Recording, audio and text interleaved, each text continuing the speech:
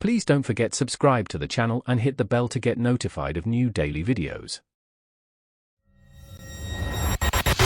I'm Anna, a senior graphic designer at Apex Innovations, one of the most competitive marketing agencies in the city.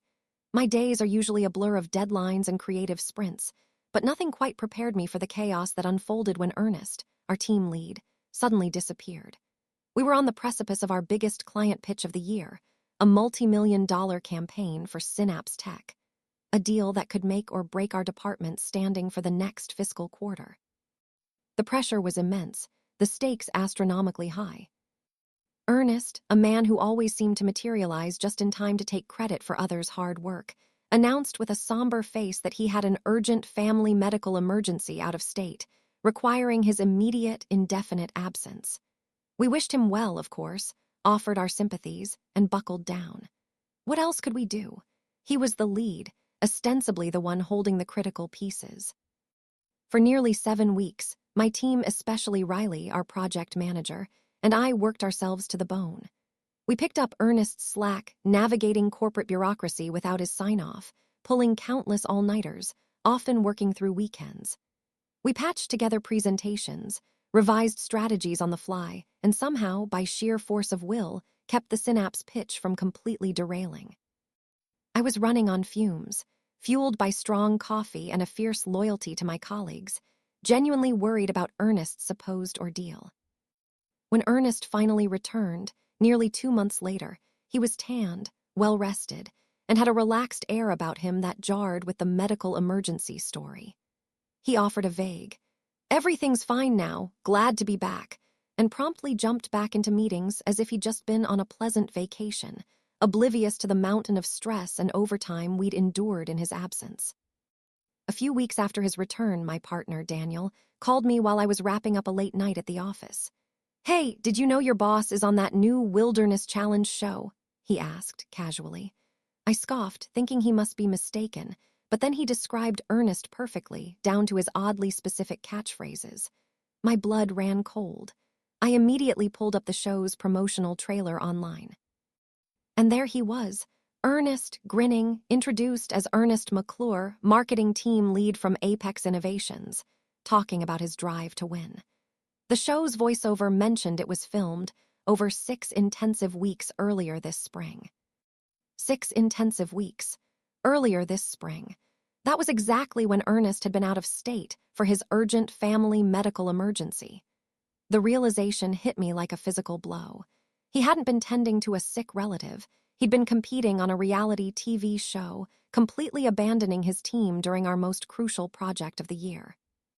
The sheer audacity, the callous disregard for our efforts, the risks he'd put our jobs and the agency's reputation under, filled me with a cold, righteous fury.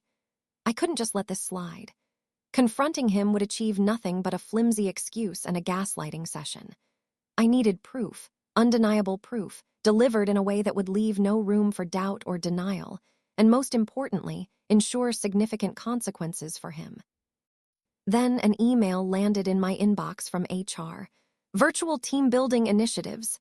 It listed various suggestions, including virtual watch parties for popular shows.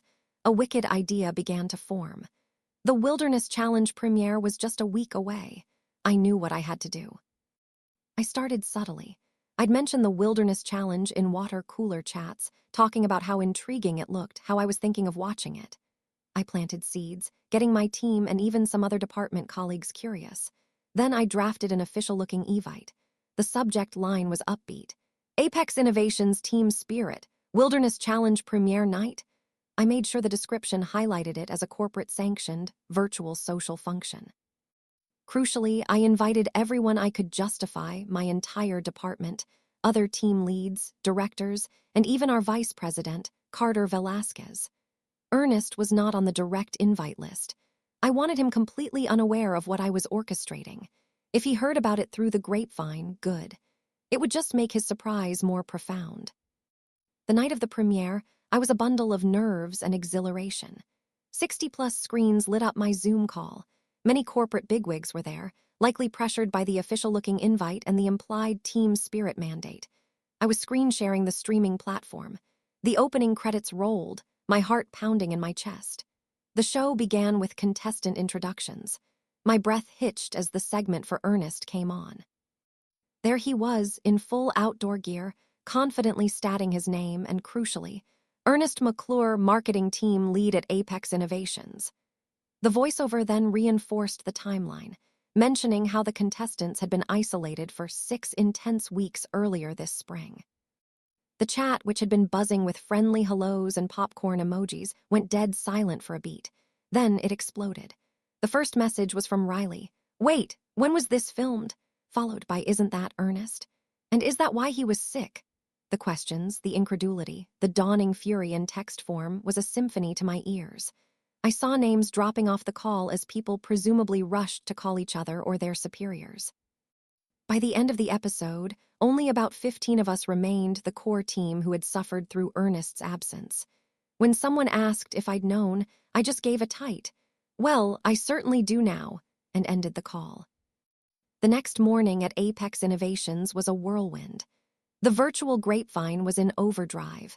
I heard whispers that Ernest had been called into HR first thing. By lunchtime, it was confirmed he was fired.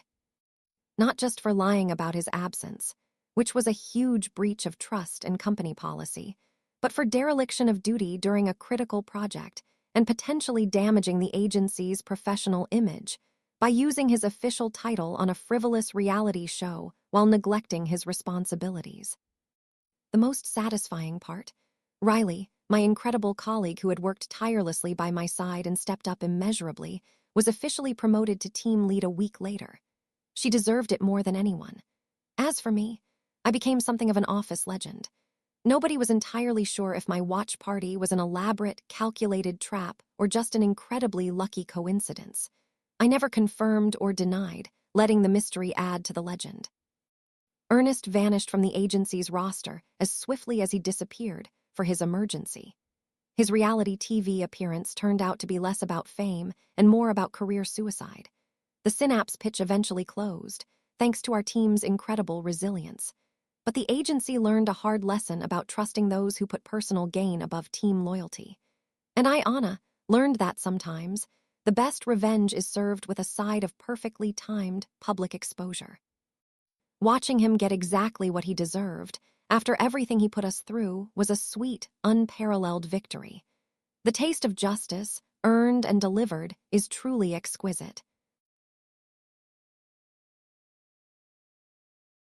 If you enjoyed this video, please hit the thumbs up button to like it. And please do subscribe to support the channel.